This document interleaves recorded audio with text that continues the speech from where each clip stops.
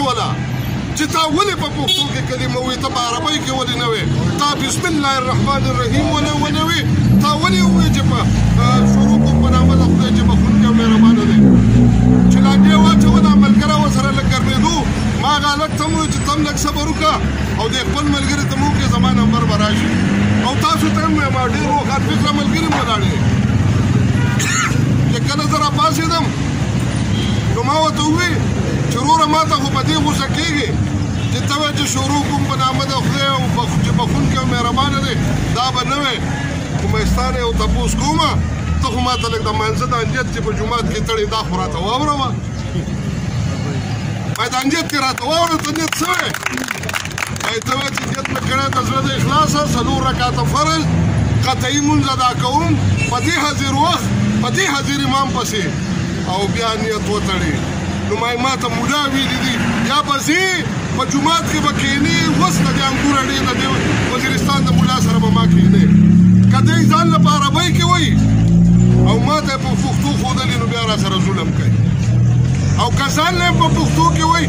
او زه یې بهر په عربۍ کې په پښتو کې وایم نو دی په جومات کې دننه مسلمان دی او زه بهر کافر یم خدای او دې جوړۍ ته وګورئ د پښتنو د دې ګرېوان نه مې ګوتې وباسئ دا نیت چې مونږ تړو دا په پښتو کې نه تړو ما ته په برخیره کې د همایون الیکشن و مونږ مشترکه کینډیډیټ و سلیم سیف الله ولاړو ما به دا کوو یو پارټۍ راپسې مشوره کړه چې یاره دی خو په پښتو کې بسم الله کوي دا کار یې ټیک نه دی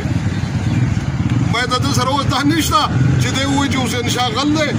دا ورسره نشته چې ګڼکپ دی دا ورسره نشته چې بې ایمانه دی دا ورسره نشته چې د چا نه رشوت اخیستی نو دی به د دې نه بغیر نور څه یو کوپر دی چې نه ښکاري د ده سره نور څه شته نه نور څه مواد ورسره نشته عزیزانو زموږ سره دلته دا ظلم روان دی مونږ لکه څنګه چې ته وویله چې زه دې نوي نسل ته یو درخواست کوم مونږ ګوره خپله پښتو خپله پښتونولي او خپله کیسه هېره کړې ده په تاریخ کې چا نه یې لیدلې ده خیره هغه نن تاسو روشنفکران هغه منورین هغه پوهان هغه راټول کړي دي د الله په فضل سره دومره ولس او قام به راوځي د خدای په مهربانۍ سره او ستاسو د دې ملګرو په کومک او په خوارۍ سره چې انشاءالله د ټوله دنیا به تماشه کوي زموږ سر د پښتو د پښتونولۍ نه ځار شه زموږ مال د پښتو د پښتونولۍ نه ځار شه موږ بلکل یو ځای یو ستاسو سره یو تاسو زموږ رڼا یې تاسو زموږ سترګې تاسو زموږ غوږونه موږ تاسو ماماوی ویه پښتنو یعنې ونو پښتنو یتسنه شو پرګنو پښتنو راځئ چې کور کې مرکه شو سره